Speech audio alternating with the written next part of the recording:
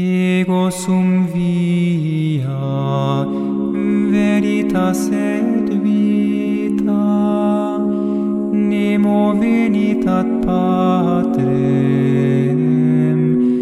nisi per me, Alleluia.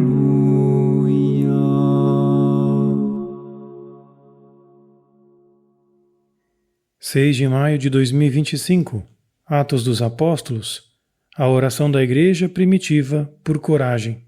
Capítulo 4, versículos de 23 a 31. Quando eles, Pedro e João, foram libertados, foram ter com o seu povo e lhes contaram o que os chefes dos sacerdotes e os anciãos lhes haviam dito. Quando ouviram isso, todos juntos elevaram a voz a Deus e disseram: Senhor, vós que fizestes o céu e a terra, o mar e tudo o que neles há, que dissestes pelo Espírito Santo, pela boca de Davi, o vosso servo, por que se enfurecem as nações e os povos maquinaram projetos vãos? Os reis da terra se levantaram e os príncipes se aliaram contra o Senhor e contra o seu Cristo. Pois bem, nesta cidade, Herodes e Pôncio Pilatos, juntamente com as nações e os povos de Israel, aliaram-se contra o teu santo Filho Jesus, a quem ungiste, para realizar o que a tua mão e o teu desígnio previram que aconteceria. Agora, Senhor, olha para as ameaças deles e permite que os teus servos preguem a tua palavra com toda a ousadia e estende a tua mão para que sejam realizadas curas, milagres e maravilhas em nome do teu santo Filho Jesus.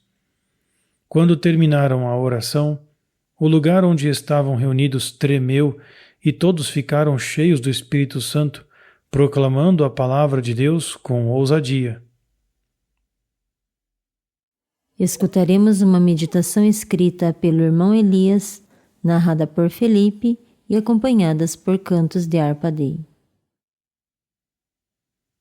Hoje, ouvimos uma oração poderosa da boca da Igreja Primitiva, após esta ter enfrentado a primeira perseguição das autoridades religiosas em Jerusalém.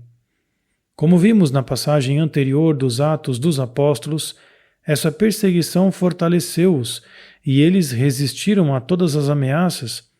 Além disso, o Senhor realizou uma cura por intermédio dos apóstolos, o que contribuiu para o testemunho deles. Agora, Pedro e João regressaram à casa após a breve prisão e, em uníssono, elevaram a sua voz a Deus. Perceberam que estavam no meio de uma batalha. Por que se enfureceram as nações e os povos maquinaram planos vãos? Os reis da terra ergueram-se e os príncipes uniram-se contra o Senhor e contra o seu Cristo. De fato, proclamar o Evangelho com ousadia significa entrar na guerra travada pelos poderes das trevas, em união com os seus colaboradores humanos, contra Deus, a verdade e o ungido do Senhor. Mais tarde, São Paulo descreverá essa luta com mais detalhes e indicará que se trata de uma luta contra os principados, contra as potestades e contra os espíritos malignos. Acima de tudo, é a palavra de Deus, ou seja, a evangelização, que liberta o homem das garras do maligno e o tira do domínio do príncipe deste mundo, se ele se arrepender e obedecer a Deus. Os apóstolos da Igreja Primitiva estavam na vanguarda para explicar isso em termos bélicos. Para esse combate, eles precisam de fé firme e coragem, pois estando no exército do Cordeiro, estarão expostos a todas as perseguições que o seu Senhor também sofreu. Jesus havia lhes predito o que lhes aconteceria. Agora estavam a começar a suportar isso. A situação que acabaram de enfrentar inspirou-os a fazer uma oração cheia de autoridade. Longe de se retraírem por causa da perseguição que haviam sofrido, imploraram ao Senhor que lhes desse coragem para pregar a sua palavra. Esta não pode ser detida.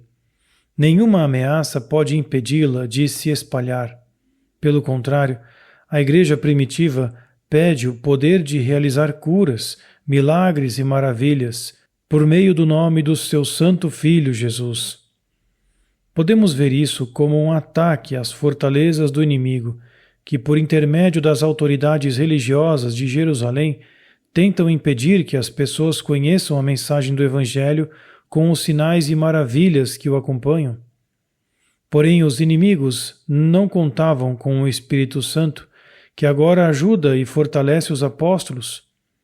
Quando a comunidade cristã terminou de orar, o lugar onde estavam reunidos tremeu, e todos ficaram cheios do Espírito Santo, anunciando a palavra de Deus com ousadia. Se observarmos a data de hoje, estamos a apenas um dia do início do conclave em Roma, no qual os cardeais elegerão um novo Papa. Com nostalgia, vemos a força da igreja primitiva em Jerusalém e a ousadia com que um Pedro proclamou o Evangelho, mesmo diante dos seus inimigos, sem fazer falsas concessões. Um Pedro que, em cooperação com o Espírito Santo, se tinha tornado a rocha da igreja nascente e estava a serviço da verdade. Não vemos táticas políticas ou alianças com o mundo. Pedro sabe que os homens precisam de abraçar a fé para alcançarem a salvação. Nenhuma outra religião é um caminho para Deus. O Pai Celestial apresentou-nos o único caminho ao enviar o seu Filho.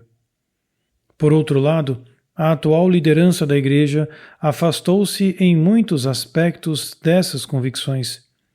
Infelizmente, há aqueles que conscientemente ou não se aliaram contra o Senhor e o seu ungido e estão a trabalhar para destruir a Igreja. Muitos têm cooperado e muitos outros têm permanecido em silêncio. Será que alguém como o profeta Daniel se levantará para confrontar os responsáveis e perguntar-lhes por que permitiram tudo isso que tanto obscureceu o testemunho da Igreja? Não deveria haver um esclarecimento antes das eleições? Precisamos de um líder da Igreja que seja fiel à doutrina e à moral da Igreja e que a apoie. Quem não atender a essas condições não será útil para ela. Na antífona de hoje, ouviremos as palavras do Senhor. Eu sou o caminho, a verdade e a vida. Ninguém vai ao Pai, senão por mim. Ego sum via, veritas et vita, nemo venit ad Patrem, nisi per me, alleluia. Attendite popule meus legem meam, inclinate aurem vestram in verba